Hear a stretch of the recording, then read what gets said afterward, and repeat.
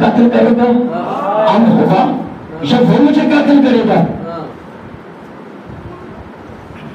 اگر تم میرے سے سوال کر رہے ہو تو پھر سنو یہاں پہ جواب. ان اہل بیت النبوہ ومعدن الرسالہ ومختلف الملائکہ ومحبت الرحمہ بنا فتح اللہ وبنا یختم ویزید الرجل شارب الخمر وقاتل النفس المحترمة ومؤمن بالفسق مثلی لا یباین مثلہ.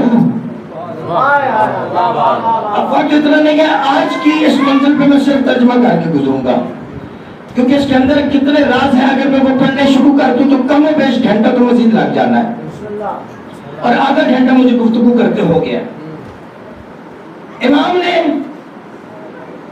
بیعت کے سوال پر صرف تعارف رکھا. تم جانتے ہو میں کون ہوں؟ ان اہل بیت النبوہ، میں نبوت کا خاندان سے ہوں. نبی کے خاندان سے نہیں، نبوت کے خاندان سے. یعنی آدم سے لے کے خاتم تک سلسلے نبوت ہے. میں حسین نبوت کے خاندان سے ہوں. وہ معدن الرسالہ، میں رسالت کی کان ہوں. دیکھیں جہاں سے فیروزہ نکلے وہ فیروزے کی کان ہوتی ہے، جہاں سے نمک نکلے وہ نمک کی کان، جہاں سے کوئلہ نکلے وہ کوئلے کی کان. امام فرمائے وہ معدن الرسالہ، جہاں سے رسالت پھوٹے اس کان کو حسین کہتے ہیں. وہ محبت الرحمہ، میں رحمت کا دریچہ ہوں. ومختلف الملائکہ، میں اس کو اشارے میں سمجھاؤں گا اس لیے کہ ہمارے ہاں لفظ اختلافا یختلف اختلافا یہ جاتا ہے اور میننگز میں. یعنی آپ کی بات سے میں نے اگر متفق نہیں ہوا، اختلاف کیا، تو ہمارے ہاں اس کی میننگز اختلاف کے یہ ہیں کہ آپ کی رائے کچھ اور میری رائے کچھ. عربک میں ایسا نہیں ہے. مختلف کے معنی کیا ہے؟ ایک منزل سے چلنا، دوسری منزل پہ آنا اور پھر یہاں سے چکر مکمل کر کے واپس جانا. امام فرما رہے وہ مختلف الملائکہ، جس کے چکر فرشتے کاٹے اسے حسین کہتے ہیں. جس کے چکر فرشتے کاٹے اسے حسین کہتے ہیں. فرشتے آتے کیوں ہیں؟ کبھی سوچا آپ نے ذریعے حسین پہ فرشتے کیوں آتے ہیں؟ یہ ساری تمہید ایک لفظ کے لیے جہاں پہ آپ رکے ہیں تو میں اس تمہید کی طرف آیا ہوں تاکہ آپ سمجھ سکیں کہ زینب کتنا بڑا احسان ہے. فرشتے کیوں آتے ہیں؟ اچھا آپ کیوں جاتے ہیں ذریعے سے؟ کامل و زیارات میں دو روایتیں پڑھ رہا ہوں. جس وقت کسی کی زندگی ختم ہو جائے اور وہ چاہتے ہو کہ یہ ابھی کچھ اور جیے، اسے کربلا بلاتے ہیں. تاکہ تو یہیں اسی منزل پہ بس کر کے ٹھکانا مقصود ہے. جب زندگی ختم ہو چکی ہو اور کربلا والے چاہیں کہ ابھی یہ اور جی لے، اسے کربلا بلاتے ہیں. یا کوئی شخص گناہوں میں اتنا گھر چکا ہو اور جہنم کے دھانے پر ہو اور وہ چاہے کہ یہ بخشا جائے، اسے کربلا بلاتے ہیں. مجھے خبر نہیں ہم گناہگار ہو جاتے ہیں تب ہمیں بلاتے ہیں یا ہماری زندگی ختم ہو جاتی ہے تب بلاتے ہیں. لیکن فرشتے نہ گناہ کرتے ہیں نہ انہیں موت آتی ہے، مگر فرشتے زیارت کے لیے آتے ہیں. میں نے کہا میں الہامی سی باتیں کرنے کا آتی ہوں. فرشتے زیارت کو آتے ہیں، نہ وہ گناہ کرتے ہیں نہ وہ مرتے ہیں. آتے کیوں؟ میں بالکل سامنے کی بات کرنے لگا ہوں. اس کے لیے آپ کو کتب حدیث کو کھولنے کی ضرورت نہیں ہے. یہ حدیث آپ کی سنی ہوئی ہے کہ جب مصلی عبادت بچھاؤ نماز کے لیے، باوضو ہو کے آپ کھڑے ہو کے صاف کپڑے پہن لیے اور خود کو اگر معطر کر لیا جائے تو آپ کی نماز کا ثواب کئی گنا بڑھ جاتا ہے. اور فرشتے ہر وقت اللہ کی عبادت میں مشغول رہتے ہیں. لیکن فرشتوں کے پر و بال میں جنت کے کافور کی خوشبو ہے. آواز آ رہی ہے نا آپ کو؟ فرشتوں کے پر و بال میں جنت کے کافور کی خوشبو ہے. مجھے آپ ایک بات بتائیں، اگر آپ کے پاس پیرس کا بہترین پرفیوم ہو تو یہ جو راجہ بازار میں نیچے کپڑا رکھ کے بیچ رہے ہوتے ہیں ان سے آپ پرفیوم خریدیں گے؟ آپ کبھی نہیں خریدیں گے، اس لیے کہ آپ کے پاس امپورٹڈ پرفیوم پڑا ہوا ہے. ایک چیز. اور دوسری چیز، کچھ خوشبوئیں ایسی ہوتی ہیں کہ جو کئی دن کئی مہینے لگی رہے نا وہ رہتی ہے. جب آپ کے لباس میں خوشبو رہے تو آپ دوبارہ خوشبو نہیں لگاتے. جب پہلی خوشبو محک ہو جائے پھر دوبارہ خوشبو لگاتے ہیں. یہ دونوں چیزیں ذہن میں رکھیے گا اور میں جملہ کہنے لگا. فرشتے جو ظاہر بیٹھے ہیں وہ اس بات کی تصدیق ضرور فرمائیں گے. فرشتے اللہ سے اجازت لے کر کربلا میں زیارت کے لیے اترتے ہیں، اور جب کربلا کی سرحد کے قریب پہنچتے ہیں تو اپنے پر و بال میں جو جنت کے کافور کی خوشبو ہوتی ہے وہ وہیں پہ گرا دیتے ہیں. جو ظاہر بیٹھے ہیں وہ جانتے ہیں کہ جب کربلا کی سرزمین قریب آتی ہے تو ایک ایسی خوشبو محسوس ہوتی ہے جیسی دنیا میں کبھی نہیں آپ نے سنی ہوگی. یہ وہ کافور ہوتا ہے جو فرشتے اپنے پروں کو جھاڑ کے پھینک دیتے ہیں. اس لیے کہ کربلا کی نگری میں، کربلا کی سرزمین میں داخل ہونا ہے تو کوئی حقیر چیز لے کے نہیں جانا. دوسری چیز حکم زیارت یہ ہے کہ جب آپ زیارت کے لیے جائیں تو ڈائریکٹ مولا حسین کے روزے پہ نہ جائیں، بلکہ پہلے سرکار باب الحوائج کے روزے پہ. اس لیے سرکار باب الحوائج کا لقب ہے باب الحسین. چلو باب الحسین بھی کھول دوں. رسول کی 2 حدیثیں پڑھتا ہوں. انا مدینۃ العلم وعلی بابها، انا دار الحکمت وعلی بابها. رسول پاک نے اپنے 2 اوصاف بیان کیے. میں علم کا شہر، علی اس کا دروازہ. میں حکمت کا گھر، علی اس کا دروازہ. رسول کی ذات مقدس صرف 2 صفات کی حامل ذات نہیں ہے، بلکہ مختصراً یوں کہوں کہ کوئی وصف ایسا وصف ہے ہی نہیں جو رسول میں نہ ہو. ہر صفت کمال آپ کے وجود میں ہے، لیکن 2 باتیں کی: علم کا شہر، حکمت کا گھر، علی اس کا دروازہ، علی اس کا دروازہ. ساری اوصاف کو اکٹھا نہیں کیا. حسین نے اپنے سارے اوصاف اکٹھے کر کے حضرت عباس کو کہا، عباس باب الحسین، عباس باب الحسین. یعنی اگر حسین علم ہے تو عباس دروازہ، حسین دانائی ہے تو عباس دروازہ، حسین شجاعت ہے تو عباس دروازہ، حسین حکمت ہے تو عباس دروازہ، حسین سخاوت ہے تو عباس دروازہ، حسین بیٹے تقسیم کرتا ہے تو عباس دروازہ، حسین حیات بخشتا ہے تو عباس دروازہ. حسین جو صفت کمال رکھتے ہیں ان تمام کے دروازے کو عباس کہتے ہیں.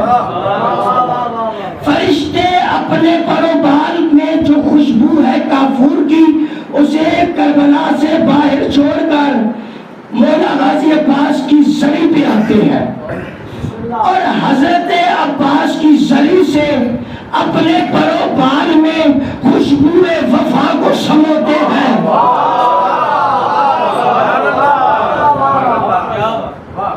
اپنے پر و بال میں خوشبو وفا کو سموتے ہیں. اس کے بعد جو فرشتہ ایک مرتبہ زیارت کو آتا ہے صبح محشر تک اس کا دوبارہ نمبر نہیں آتا. جس وقت یہ واپس جاتے ہیں تو وہ فرشتے جو ابھی تک کربلا کی زیارت کے لیے نہیں آئے، وہ ان فرشتوں سے مل کے کہتے ہیں آج تم سے بہت عمدہ خوشبو آ رہی ہے، یہ دوبارہ کیوں نہیں آتے؟ ارے وفا کی خوشبو ہے، پہلی محو ہو تو دوبارہ آنا پڑے۔ اب بڑھتا سب کچھ عباس کے دروازے پہ ہے۔ جو پرانے کلچر سے واقف ہیں، مجلس یہاں ہوتی ہے، تبرک دروازے پہ بٹتا ہے، مجلس یہاں ہوتی ہے، تبرک دروازے پہ بٹتا ہے۔ بالی مجلس ایک ایک کا شکریہ ادا کرتا ہے، ظاہر نصیب آپ تشریف لائے، آپ کا شکریہ، آپ رونق فرش عزا بنے، اور ساتھ میں تبرک باندھتے ہیں۔ اب جتنی بھی چیزیں ہیں، مالک حسین ہے، کوئی اولاد لینے آ رہا ہے، کوئی رزق لینے آ رہا ہے، کیا کیا گنوں؟ جو اپنی حاجات لے کے آتا ہے مانگتا حسین کے دروازے سے ہے، تقسیم روزہ عباس پہ ہوتا ہے، تبرک وہاں پڑتا ہے۔ یہاں تک بات آ گئی تو پھر ایک جملہ کہہ دوں، کیونکہ بھائی نے جس طرح سے حکم دیا اس میں یہ ساری چیزیں کور ہوتی چلی جائیں۔ زینب ہے اللہ کا احسان، اب بڑھتا سب کچھ عباس کے روزے پہ۔ میرے جاننے والے وہ یوکے سے ایک قافلے کے ساتھ آئے، اس کارواں میں ایک بزرگ خاتون، ان کی بیٹی جو بیوہ تھی، اور ایک اس بیٹی کا بیٹا یعنی نواسا، یہ وہاں پر نجف اشرف آئے۔ نجف اشرف سے بائی پاس کربلا جا رہے ہیں۔ یہ قافلہ جیسے ہی نجف اشرف کی سرحدوں سے باہر نکلتا ہے اور چیک پوسٹ آتی ہے، وہاں پر سب کو گاڑی سے اتارا گیا۔ وہ بچہ سویا ہوا تھا، تو اس نے قافلہ سالار کو خاتون نے بتایا کہ بچہ سو رہا ہے، تو اسے اٹھایا تو اس کی نیند ڈسٹرب ہو گئی۔ اس نے عربی میں پولیس والے کو بتایا، اس نے کہا کوئی مسئلہ نہیں، بچہ ہے تو سویا رہے۔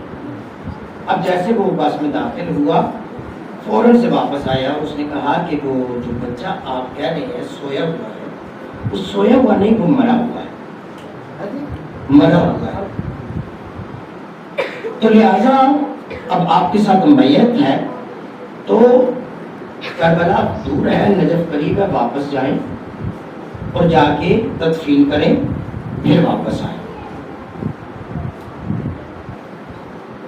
اب بچے کو تو دفنا دیا گیا، لیکن ماں کے اوپر اس کا بہت زیادہ صدمہ ہوا۔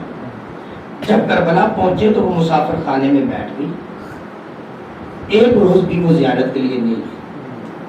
7 دن تک قیام تھا، 7 دن تک قیام تھا۔ 7 دن کے قیام کے بعد وہ خواتین اکٹھی ہوئی، بزرگ جوان، انہوں نے سمجھایا کہ بیٹا زندگی کا پھر پتہ نہیں، دوبارہ آنا نصیب ہو نہ ہو، تم جاؤ۔ اس نے ایک ہی بات کی، اس نے کہا میں بیوہ ہوں، ایک ہی میرا لال تھا، بے اولاد آتے ہیں یہاں سے اولاد لے کے جاتے ہیں، اور میرا ایک تھا وہ بھی مجھ سے لے لیا۔ مگر نہیں بیٹا نہیں، گناہگار ہو رہے ہیں، اچھی بات نہیں ہے، چلو۔ ان کے مجبور کرنے پر وہ خاتون اٹھی، بلا تشویش، جو سمجھیے کہ اس طرف مولا غازی کا روزہ، روزے کے باہر کھڑے ہو کے اذن دخول پڑھا جاتا ہے۔ جب یہ اذن دخول پڑھ رہے تھے، پیچھے سے بچے نے ماں کو آواز دی،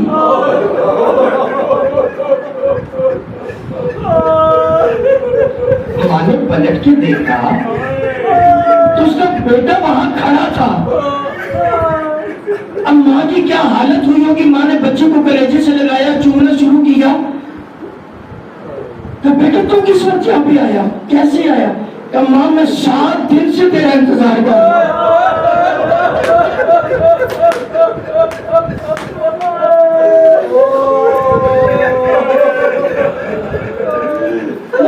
7 دن سے آپ کا انتظار کر رہا ہوں۔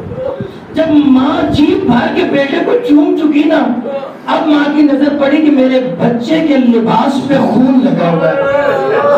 ماں کیا برداشت کرتی ہے؟ فوراً سے دیکھ کے کہتی بیٹا یہ خون کیسا؟ کہتا ماں مجھے پتہ نہیں، آپ مجھے کسی ویرانے میں چھوڑ گئی تھی، وہاں ایک ہستی آئی تھی، وہ گھوڑے پہ سوار تھی، مجھ سے آ کے انہوں نے کہا بیٹا جلدی کرو تمہاری ماں تمہیں یاد کر رہی ہے۔ میں نے ان سے کہا کہ میرا قد بہت چھوٹا ہے، آپ مجھے اپنے ہاتھ سے سہارا دے کے گھوڑے پہ سوار کر دیں۔ تو انہوں نے پلٹ کے کہا بیٹا میں تمہیں ضرور سوار کرتا اگر میرے بازو ہوتے۔ انہوں نے سواری کو حکم دیا، سواری بیٹھی، یہ بچہ ان کے پیچھے سوار ہوا۔ یہ بچہ روایت کرتا ہے کہ جب سواری دوبارہ کھڑی ہوئی تو میں نے دیکھا ایک اور گھوڑا سوار ہے جو برابر میں کھڑے ہیں، اور وہ اشارہ کر کے کہتے ہیں بیٹا ان کے کہنے پہ ہم آپ کو واپس لے کے آئے ہیں۔ میں دستے ادب جوڑ کے کہوں گا مولا غازی آپ سے ماں کا دکھ برداشت نہیں ہوا، جو ماتم کرنے کے لیے بیٹھے ہو جملہ ان کے لیے ہدیہ کر رہا ہوں۔ مولا غازی میں ادب سے ہاتھ جوڑ کے کہہ رہا ہوں مولا ایک ماں کا دکھ آپ سے برداشت نہیں ہوا، اس کا بیٹا مر گیا تھا آپ نے اسے پھر سے زندہ کیا۔ مولا اس کا بیٹا مر گیا تھا اسے پھر سے زندہ کیا۔ مولا رباب علی اصغر مولا رباب علی اصغر کو بڑا یاد کرتی ہے۔ مولا تاریخ کہتی ہے جو علی اصغر کا جھولا جل گیا تھا اس کی لکڑیاں رباب نے سنبھال کے رکھی تھی۔ ماں سے بیٹے ملوانے والے غازی ایک مرتبہ رباب سے علی اصغر ملوا دیتے۔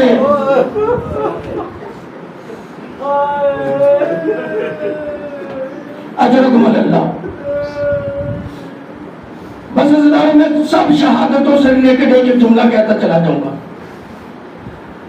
جس وقت میرے مولا نے عالم کی صدا بلند کی نا، خیام حسینی سے کوہرام برپا ہوا، میرے مولا نے جلدی جلدی خیام کی طرف بڑھنا شروع کیا۔ خیام کے قریب آگے کہا بیبیوں ابھی تو حسین زندہ ہے۔ تو مولا جس وقت کی آپ نے عالم کی صدا بلند کی ہے نا، علی اصغر کے حوالے میں اعلان نہیں کرتا، علی اصغر بار بار خود کے حوالے سے گرا دیتا ہے۔ مولا نے کہا اچھا علی اصغر مجھے دو۔ بی بی نے کہا ٹھیک ہے مولا میں بیٹا دے رہی ہوں لیکن ایسے نہیں، ٹھیک ہے باقیوں کے بیٹے جوان تھے میرا بہت چھوٹا ہے لیکن میری حسرت ہے میں اپنے بیٹے کو تیار کر کے بھیجوں گی۔ اللہ درجات بلند کرے کہ ابن حافظ کا فیض اللہ مقام ہو کے وہ فرمایا کرتے تھے ماں نے بیٹے کو تیار کرنا شروع کیا، نئی پوشاک پہنا دی، زلفیں سنوار دی، آنکھوں میں سرما لگا دیا، تیار کر کے رباب نے علی اصغر حسین کے حوالے کیا۔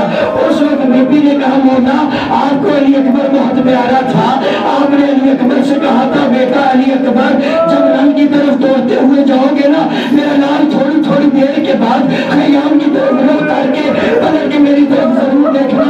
علی اکبر مجھے تیرا چہرہ نظر نہ آئے نا مجھے حسین کو سکون نہیں ملتا، مجھے حسین کو سکون نہیں ملتا۔ اسی طرح سے مولا مجھے علی اصغر کا چہرہ نظر نہ آئے نا مجھے بھی سکون نہیں ملتا۔ مولا جیسے مرضی ہے کربلا میں لے جائیے گا، جیسے مرضی اٹھائیے گا، لیکن خیام سے میدان تک علی اصغر کو ایسے نہیں اپنے کاندھے سے لگا کے اٹھائیے گا۔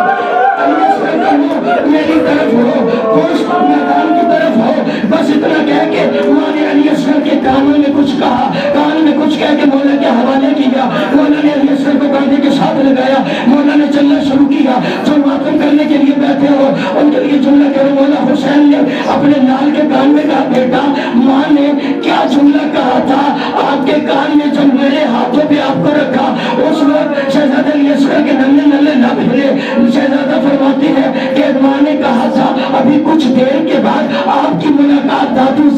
سے ہوگی جب دادی سے ملاقات ہو دادی سے کہنا میری ماں کے پاس نئی پوشاک تھی میری ماں نے پوشاک پہنا دی میری زلفوں کو سنوار دیا میری آنکھوں میں سرما لگا دیا لیکن دادی میں ساقی کوثر کا پوتا ہوں لیکن میری ماں کے پاس اتنا پانی نہیں تھا تو میرا چہرہ دھلاتی میرے چہرے کو دھونے کے لیے میری ماں کے پاس پانی نہیں تھا حسین آخری وقت حسین ابن علی خیمے پہ آئے ہیں کاش یہ غربت کسی پر کبھی نہ آئے حسین ابن علی نے خیمے پہ آ کر دروازے خیمے پہ کھڑے ہو کے صدا بلند کی یا زینب تیری میں سو بلاتی زینب حسین کو پرانی پوشاک عطا کر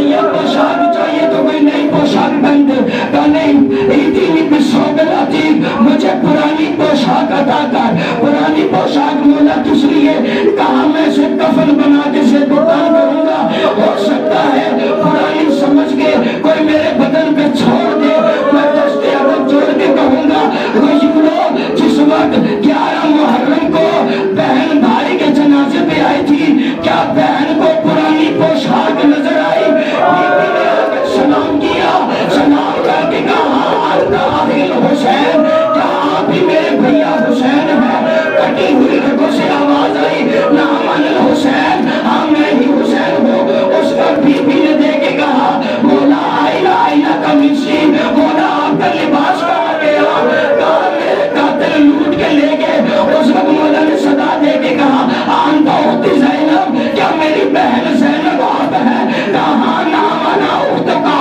ہاں مولا میں ہی آپ کی بہن ہوں اس وقت مولا نے کہا آئینہ ردائی آپ کو چادر کرو گے کہا بھیا تیرے قاتل لوٹ کے لے گئے ایک جملے کی زحمت کیونکہ میں نے ساری شبیہ کی برآمدی کرانی ہے جلدی نہیں کروں گا میں بڑے حوصلے کے ساتھ ایک روز مدینے کی بات ہے زینب عالیہ آرام فرما رہی تھی روشن دان سے دھوپ آ رہی تھی اور دھوپ چہرے پہ پڑ رہی تھی مولا حسین کا گزر ہوا جیسے بھائی نے بہن کے چہرے پہ دھوپ دیکھی نا اس وقت حسین نے اپنی ابا پھیلائی بہن کے سامنے بنا تشویش میں کھڑے ہو گئے کچھ دیر کے بعد زینب عالیہ نے اپنے اوپر سایہ محسوس کیا آنکھیں کھولی کیا منظر نظر آیا حسین اپنی ابا پھیلا کے کھڑے ہیں اس وقت بہن نے بھائی کی طرف دیکھ کے کہا حسین آپ کب سے کھڑے ہیں کبھی بھی کافی دیر سے بہن کو بھائی کا یہ عمل بہت اچھا لگا جناب فضا سے کہتی ہیں اما فضا میری حسرت ہے کبھی میرا حسین سوئے حسین پہ دھوپ پڑ رہی ہو میں اپنی چادر کا صحابہ بنا کے کھڑی ہو بہن حسرت لے کے چلتی رہی وقت گزرتا رہا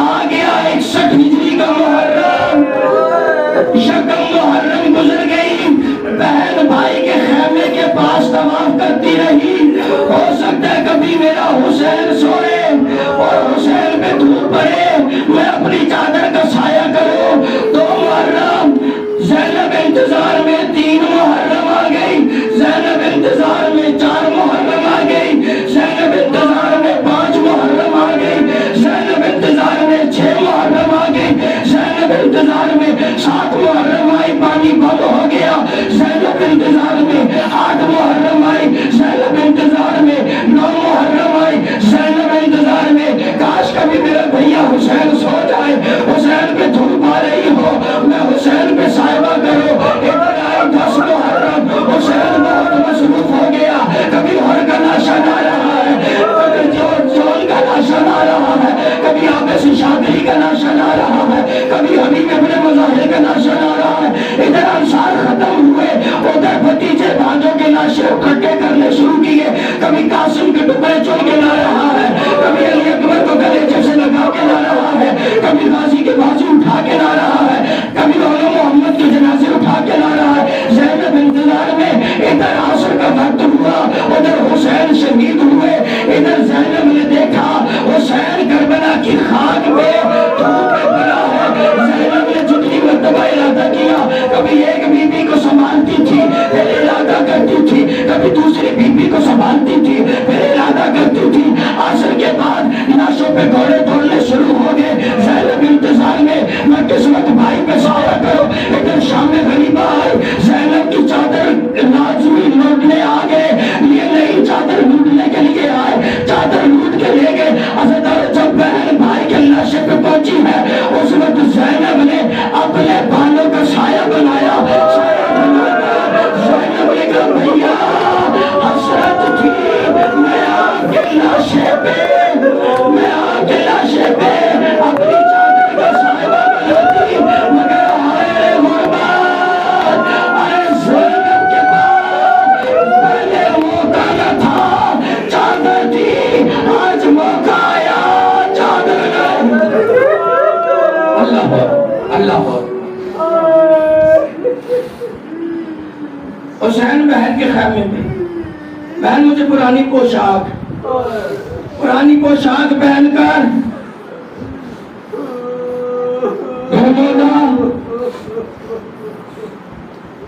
مرتجس کے قریب آئے۔ حسین اپنے گھوڑے کے اوپر سوار ہونے لگے، نظر زمینوں میں سمانا۔ حسین نے اپنے دائیں بائیں دیکھا، دائیں بائیں دیکھ کر حسین نے عرش کی طرف رخ کر کے چیخے مار کے رونا شروع کیا۔ بس عزیزانو اب اس سے زیادہ انتظار نہیں کراؤں گا، مولا کی سواری آنے والی ہے، بس احمد تمام۔ حسین نے ایک مرتبہ عرش کی طرف رخ کیا، عرش کی طرف رخ کرنے کے بعد میرے مولا نے پھر کربلا کی سرزمین کی طرف رخ کر کے کہا آئینہ آئینہ ابوالفضل العباس، آئینہ آئینہ علی الاکبر، آئینہ آئینہ محمد، آئینہ آئینہ علی القاسم، اور میرا غازی کہاں ہو، علی اکبر کہاں ہو۔ جب میں راہوار پہ سوار ہوتا تھا، کوئی آگے نظام فرض پکڑتا تھا، کوئی آگے سہارا دیتا تھا، کوئی آگے زانو ادب رکھتا تھا۔ ارے آج حسین گھوڑے پہ سوار ہونے لگا ہے، نہ غازی ہے، نہ علی اکبر ہے، نہ قاسم ہے، نہ محمد ہے۔ مسجدارو حسین ایک مرتبہ اپنے راہوار پہ سوار ہوئے، یہ حسین سوار نہیں ہوئے، عباس کی شہادت کا غم لے کے سوار ہوئے، علی اکبر کا دکھ لے کے سوار ہوئے، علی اصغر کا دکھ لے کے سوار ہوئے، اور محمد کا دکھ لے کے سوار ہوئے۔ یہی کہو یہ حسین سوار نہیں ہوئے، رسالت سوار ہوئی ہے، یہ امامت سوار ہوئی ہے۔ ایک مرتبہ حسین نے گھوڑے کو حکم دیا گھوڑا چل، گھوڑا چلتا نہیں ہے۔ اس وقت میرے مولا نے کہا راہوار یہ آخری سواری ہے، مجھے ایک مرتبہ میدان لے جا، وعدہ کرتا ہوں لے تو جا، واپس تیری پشت پہ نہیں آؤں گا۔ عزیزان اتنا کہنا تھا، راہوار نے اپنی آواز میں امام کو پکار کے کہا مولا ایسی بات نہیں ہے، نوکر کی مجبوری ہے، مولا میرے قدموں کی طرف دیکھیے۔ اور جو قدموں کی طرف دیکھا کیا منظر نظر آیا، 4 سال کی سکینہ گھوڑے کی سنگوں کے ساتھ لپٹی ہوئی ہے، رو رو کے کہہ رہی ہے میرے بابا کا گھوڑا، میرے بابا کو میدان نہ لے جانا، جو بھی شبوں سے میدان گیا ہے وہ واپس لوٹ کے نہیں آیا، میں بابا کے سینے کے بغیر نہیں سو سکتی۔ عزیزان اتنا سننا تھا، حسین گھوڑے سے اترے، سکینہ کو آغوش میں لیا، آغوش میں لے کر عرش کی طرف رخ کر کے کہا پروردگار تو جانتا ہے یہ بیٹی میں نے تجھ سے کس طرح سے مانگی ہے، پروردگار جب تک سکینہ جاگ رہی ہے میں میدان میں نہیں جا سکتا، پروردگار کچھ دیر کے لیے میری سکینہ سو جائے۔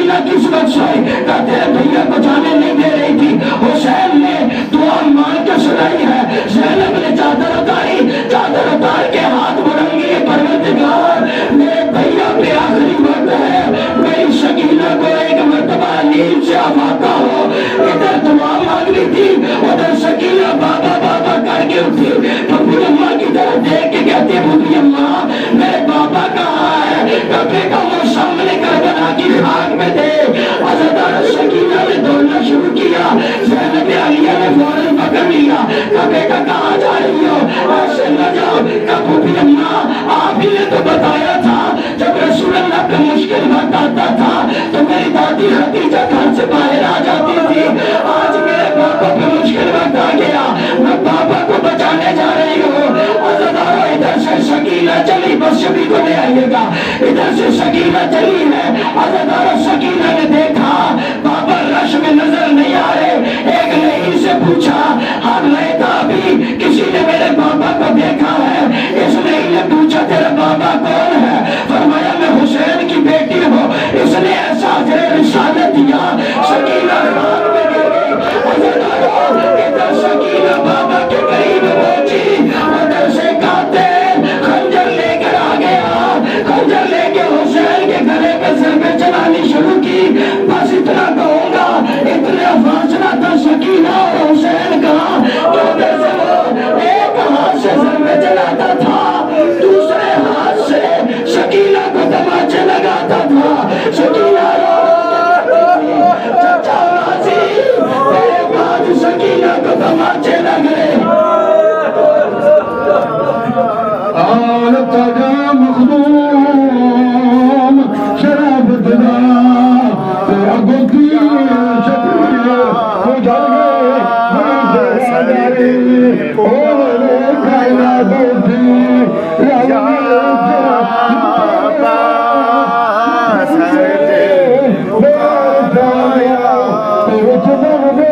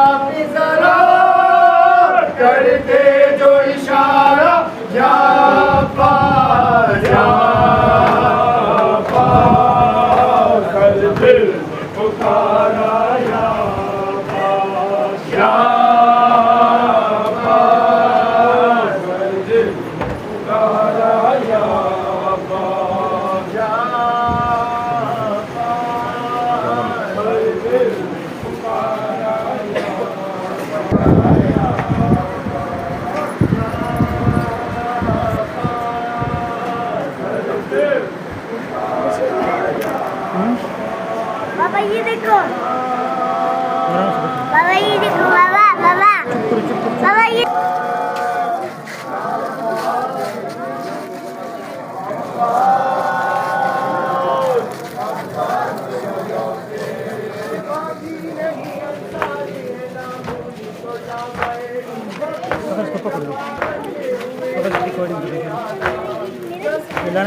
नहीं ठीक है। चलिए इसको बंद कर लो। کیوں بند کر رہے ہو؟ تو پکڑ کے دیکھو. زیادہ لانا نہیں، ٹھیک ہے؟ زیادہ نہیں لانا. رستے کی پیچھے جب بھی کیمرہ میں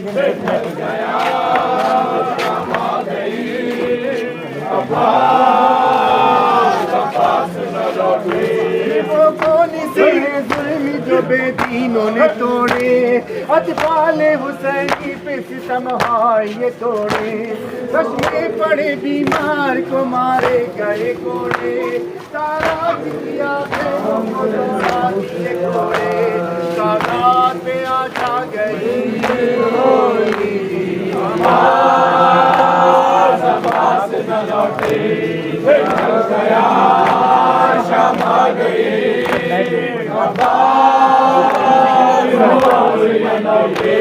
دریائے خیام پیسرے شے میں ستم کر، زخمی کیا دروں سے تنے عابد مستر، کھینچا ستم افکاروں نے بیمار کا بستر، دیکھا گیا اپنا کی زمین سے نہ یہ منظر، کر لو بلا کر آئی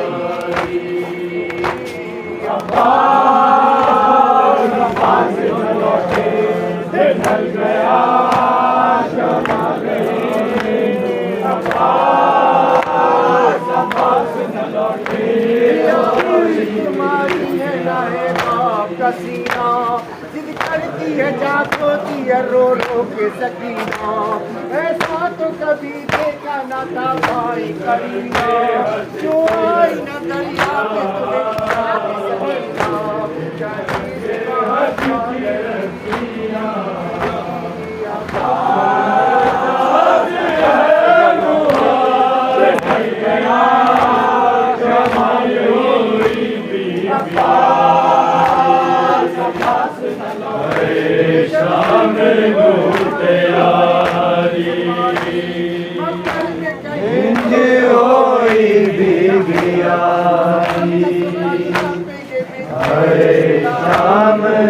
کرنے کو حفاظت بلوے میں باندھ آ گئی، زبان سے نہ لوٹے، دن ڈھل گیا شام آ گئی، زبان سے نہ لوٹے، گھر لوٹ لیا خیمے جلائے، زر لوٹ کے سیدانیوں کو در لگائے، ہے کون جو آدھا کی جفاؤں سے بچائے،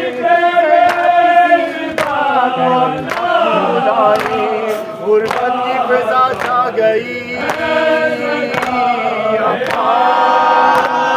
زبان سے نہ لوٹے، نکل گیا شام آ گئی، زبان سے نہ لوٹے، دریائے خرامی پسرے شے میں ستم کرے، زخمی کیا دروں سے تنے عابد مستر، کھینچا ستم افکاروں نے بیمار کا بستر، دیکھا گیا اپنا کی زمین سے نہ یہ منظر، کرب و بلا تھر آ گئی، زبان سے نہ لوٹے، نکل گیا شام آ گئی، زبان سے نہ لوٹے، تمہاری ہے نائے باپ کا سینہ، ضد کرنی ہے جاگو دیے رو رو کے سکینہ، ایسا تو کبھی دیکھا نہ تھا بھائی کریمہ، جو آئی نہ دریا پہ تمہیں یاد سکینہ، کیا چیز وہاں آ گئی، زبان سے نہ لوٹے، دن ڈھل گیا شام آ گئی،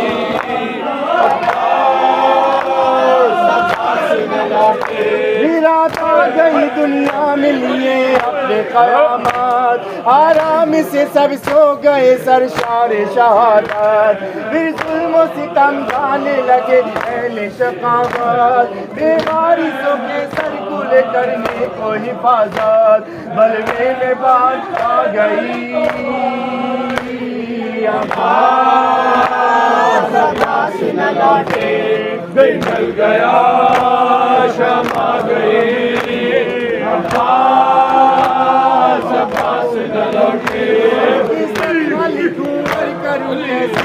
ادا میں کیا جفائیں ہوئی زندان جفا میں رہتے تھے حرم تو شب و روزی بکا میں ایک روز سکینہ کو آنی ہجر چچا میں زندان میں نیند آ گئی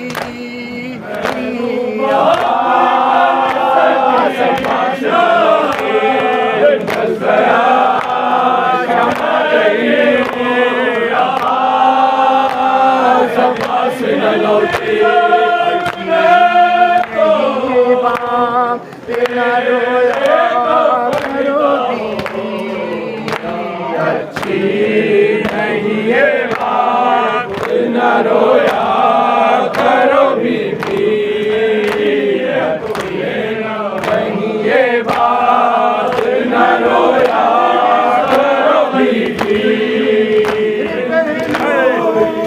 کبھی ماں کے بھی سو یا کرو بیوی اچھی نہیں یہ بات نہ رویا کرو بیوی ہو کسی شب کو جو گھر میں نہ آئے تم ہو بولا پاؤ تمہیں ہم بھی نہیں پائے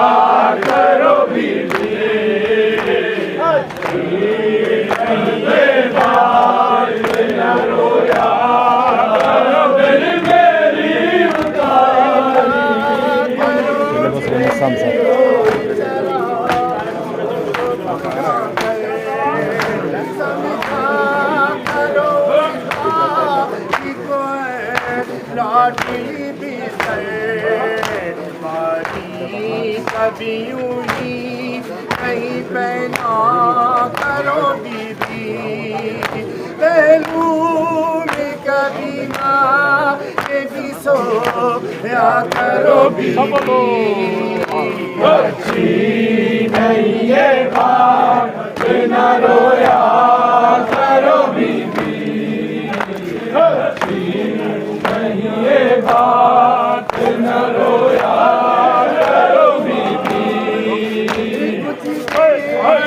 کو یہ فرض کرو ہم نہ رہے گئے باقی سر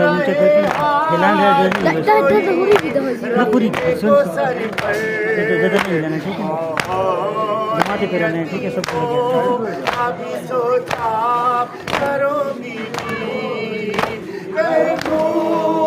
کبھی ماں کے بھی سو یا کرو بیوی اچھی نہیں یہ بات نہ رویا کرو بیوی ذرا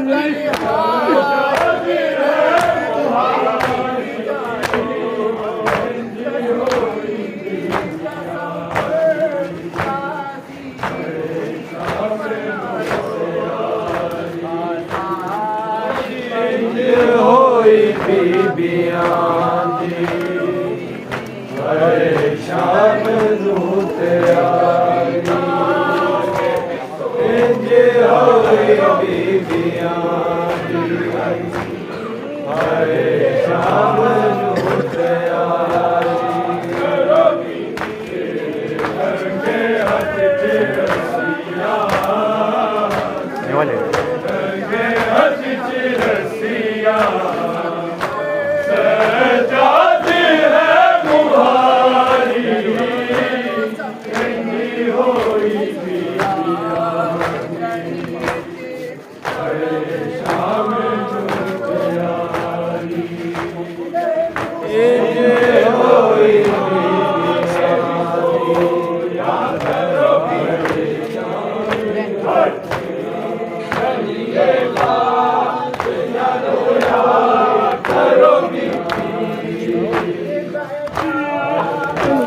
دم سجدة قدم قاعد مش ضخورية رو ركعة سجدة حتى ترجع مش موجودة ولا الكورة